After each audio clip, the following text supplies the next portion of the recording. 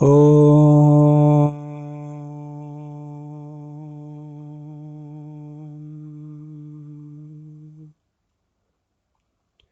अखण्डमण्डलाकारं व्याप्तं येन चराचरं तत्पदं दर्शितं येन तस्मै श्री गुरुवे नमः। ओम शांति शांति शांति। वेदों में ज्ञान की 7 भूमिकाएं बताई गई हैं। वो इस प्रकार से हैं, स्लाइड को ध्यान से देखें। शुभ इच्छा, सबसे पहली भूमिका है शुभ इच्छा। दूसरी भूमिका है सुविचारणा। तीसरी है तनुमानसा और चौथी है सत्वापति। ये जो सत्वापति अवस्था चौथी है ना, यही ज्ञान की स्टेज है। और सत्वापति के जो पहले की शुरू की 3 हैं, ये ज्ञान के पहले की भूमिकाएं हैं, ज्ञान की पहले की स्टेजेस हैं। और सत्वापति के जो ऊपर की हैं तीनों, 5, 6, 7, ये तो जीवन मुक्ति के आनंद के लिए हैं,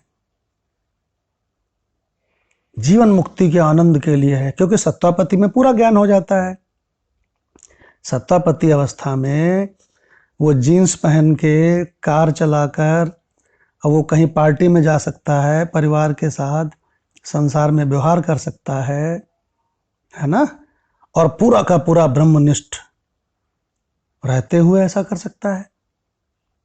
मतलब सत्वापति अवस्था में बिल्कुल बढ़िया ब्रह्मनिष्ठ और बढ़िया संसार में नाटक करके व्यवहार करने, दोनों में कुशल रहता है।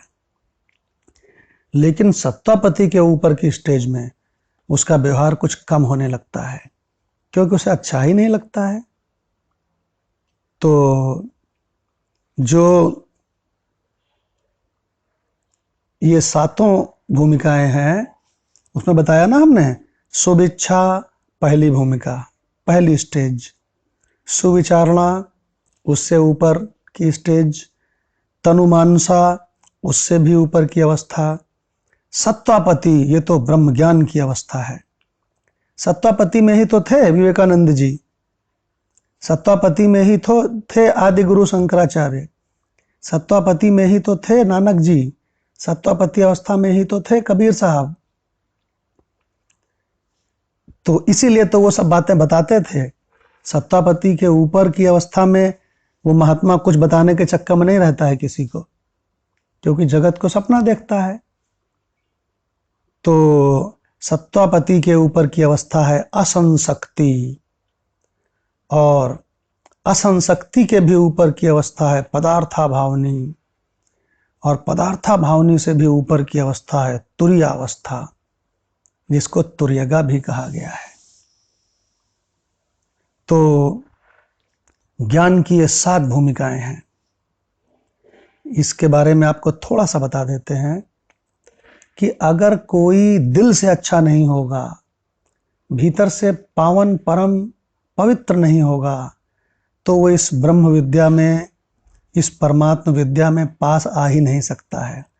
अगर आ जाएगा ऐसे सत्संग में तो भाग खड़ा होगा, जैसे किसी को करंट मार दिया हो कहीं 2000 वोल्ट का, ऐसे भाग जाएगा वो। तो सबसे पहली शर्त है शुभ इच्छा। फिर उसके बाद जब वो ब्रह्म विद्या का सत्संग सुनता है तो उसकी अज्ञान ग्रंथि टूट जाती है और वो सुविचारणा, सुंदर विचार करने वाला हो जाता है। पहले तो उसको यही नहीं पता था कि इस जगत के सिवा कुछ भी है। अब उसको सब पता लग गया कि असत क्या है, नाशवान बिछड़ने वाला क्या क्या है, और क्या है जो यहीं इसी देह में स्थित है और कभी नहीं बिछड़ता। वो परमात्मा का भी पता लग जाता है उसको। फिर तनु मानसा में वो उसमें उसको एंजॉय करने लगता है, और उसके बाद सत्तापति में तो वो बोधवान हो जाता है। सारा काम करते धरते उसकी एक विजडम बनी रहती है कि मैं प्रकृति से परे अधिष्ठान हूं, मेरी मृत्यु कभी नहीं होती, मैं साक्षात परब्रह्म हूं। ये सत्तापति की अवस्था है। और इसके ऊपर की अवस्था तो जीवन मुक्ति के आनंद लेने के लिए है, असंशक्ति पदार्थाभावनी तुरिया। मैं अनेक ऐसे ब्रह्मनिष्ठ महात्माओं को जानता हूं जो सत्तापति तक तो उपदेश देते रहे, मैंने सुने, और असंशक्ति में जैसे ही पहुंचे वैसे ही प्रोग्राम तो बना 1 घंटे सुनाएंगे महात्मा जी, और महात्मा जी ने 10 मिनट सुनाया और फिर आराम से अपने स्वरूप में बैठ गए। शंकर सहज स्वरूप हमारा, लागे समाधि अखंड अपारा। वो अपने स्वरूप में मस्त हो गए। सदा दिवाली संत की, आठों पहर आनंद, निज मस्ती में मस्त वे, छोड़ जगत के फंद। ये असंशक्ति की स्टेज आ जाती है जिसमें वो व्यवहार के चक्कर में नहीं पड़ते, व्यवहार कम हो जाता है।